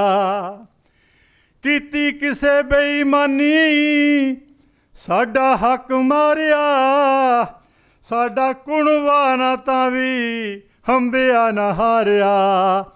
ਸਾਡੇ ਹੱਥਾਂ ਦੀ ਹਰੇਕ, ਸਾਡੇ ਹੱਥਾਂ ਦੀ ਹਰੇਕ ਹੈ ਲਕੀਰ ਭਾਰਤੀ, ਹੱਥਾਂ ਦੀ ਹਰੇਕ ਹੈ ਲਕੀਰ ਭਾਰਤੀ। ਅਸੀਂ ਮੁੱਢੋਂ ਭਾਰਤੀ ਤੇ ਅਖੀਰ ਭਾਰਤੀ। ਚਾਹੇ ਖੇਤੀ ਕਾਰਖਾਨੇ ਚਾਹੇ ਮਜ਼ਦੂਰੀ ਹੈ, ਅਸਾਂ ਸਾਰਿਆਂ ਲਈ ਕੰਮ ਕਰਨਾ ਜ਼ਰੂਰੀ ਹੈ। ਸਾਡੇ ਦਿਲਾਂ ਤੇ ਛਪੀ ਹੈ, ਸਾਡੇ ਦਿਲਾਂ ਤੇ ਛਪੀ ਹੈ ਤਸਵੀਰ ਭਾਰਤੀ, ਦਿਲਾਂ ਤੇ ਛਪੀ ਹੈ ਤਸਵੀਰ ਭਾਰਤੀ। ਕੋਈ ਝੂਠ ਜਾਂ ਦਿਖਾਵਾ ਨਹੀਂ ਜ਼ਮੀਰ ਭਾਰਤੀ। ਅਸੀਂ ਹਰ ਹੀਲੇ ਦੇਸ਼ ਦਾ ਵਿਕਾਸ ਚਾਹੁੰਦੇ ਹਾਂ, ਸਹਿਜਲ ਕਰਨਾ ਬੁਰਾਈਆਂ ਦਾ ਵੀ ਨਾਸ ਚਾਹੁੰਦੇ ਹਾਂ। ਅਸੀਂ ਹਰ ਹੀਲੇ ਦੇਸ਼ ਦਾ ਵਿਕਾਸ ਚਾਹੁੰਦੇ ਹਾਂ, ਸਹਿਜਲ ਕਰਨਾ ਬੁਰਾਈਆਂ ਦਾ ਵੀ ਨਾਸ ਚਾਹੁੰਦੇ ਹਾਂ। ਬਣਨਾ ਚਾਹੁੰਦੇ ਨਹੀਂ ਲਕੀਰ ਦੇ, ਬਣਨਾ ਚਾਹੁੰਦੇ ਨਹੀਂ ਲਕੀਰ ਦੇ ਫਕੀਰ ਭਾਰਤੀ, ਬਣਨਾ ਚਾਹੁੰਦੇ ਨਹੀਂ ਲਕੀਰ ਦੇ ਫਕੀਰ ਭਾਰਤੀ। ਕੋਈ ਝੂਠ ਜਾਂ ਦਿਖਾਵਾ ਨਹੀਂ ਜ਼ਮੀਰ ਭਾਰਤੀ।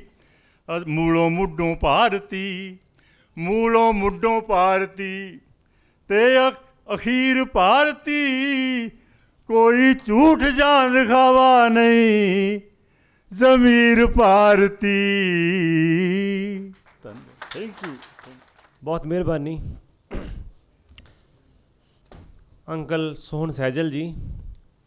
ਹੁਣ ਮੈਂ ਬੇਨਤੀ ਕਰਾਂਗਾ ਬਾਮਸੇਫ ਪੰਜਾਬ ਦੇ ਕਨਵੀਨਰ ਸਟੇਟ ਕਨਵੀਨਰ ਸ਼੍ਰੀ ਕੁਸ਼ਲ ਕੁਮਾਰ ਜੀ ਨੂੰ, ਉਹ ਵੀ ਆਪਣੇ ਵਿਚਾਰ ਰੱਖਣ। ਸ਼੍ਰੀ ਕੁਸ਼ਲ ਕੁਮਾਰ ਜੀ। ਅੱਜ ਦੇ ਮੰਚ ਦੀ ਸ਼ੋਭਾ ਵਧਾ ਰਹੇ ਬਾਮਸੇਫ ਭਾਰਤ ਦੇ ਰਾਸ਼ਟਰੀ ਪ੍ਰਧਾਨ ਮਾਨਯੋਗ ਕਮਲਕਾਂਤ ਕਾਲੇ ਜੀ ਔਰ ਮੰਚ ਤੇ ਸੁਸ਼ੋਭਿਤ ਪ੍ਰਿੰਸੀਪਲ ਜੋਗਿੰਦਰ ਸਿੰਘ ਬੱਲਮਗੜ੍ਹ ਜੀ ਤੇ ਹੋਰ ਵੀ ਬਹੁਤ ਸਾਰੇ ਪਤਵੰਤੇ ਸੱਜਣ, ਕਿਉਂਕਿ ਸਮੇਂ ਦੀ ਘਾਟ ਹੋਣ ਕਰਕੇ ਮੈਂ ਸਾਰਿਆਂ ਦਾ ਨਾਮ ਨਾ ਲਵਾਂ।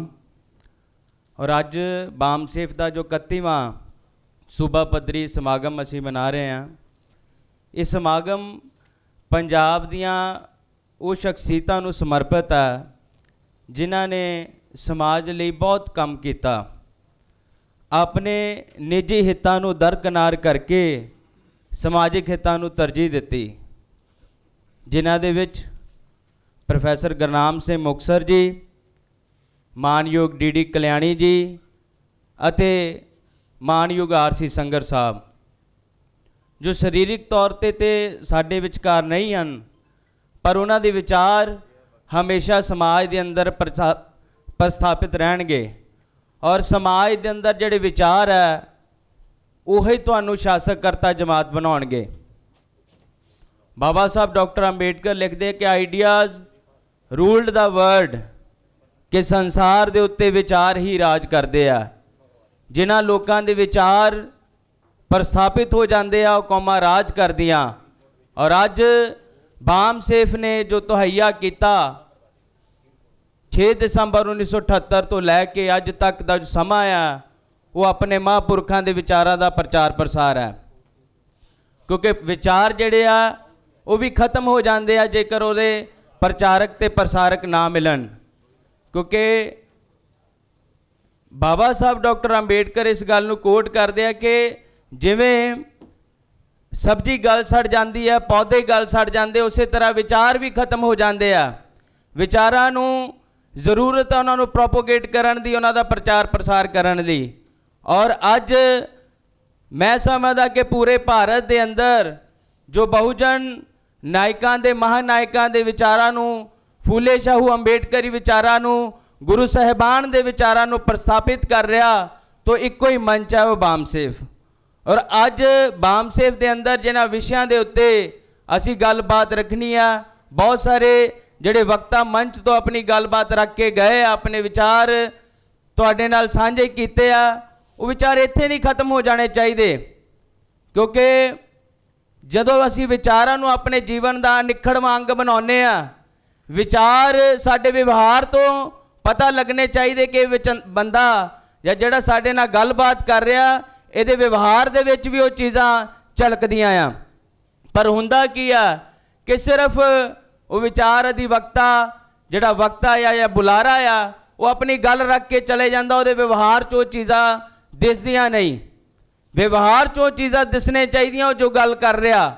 ਔਰ ਸਾਡਾ ਦ੍ਰਿਸ਼ਟੀਕੋਣ, ਸਾਡੀ ਸਮਝ ਔਰ ਸਾਡੀ ਸਿਆਣਪ ਵੀ ਇੱਥੋਂ ਤੱਕ ਹੋਣੇ ਚਾਹੀਦੀ ਕਿ ਅਸੀਂ ਉਸ ਨੂੰ ਪਰਖ ਸਕੀਏ।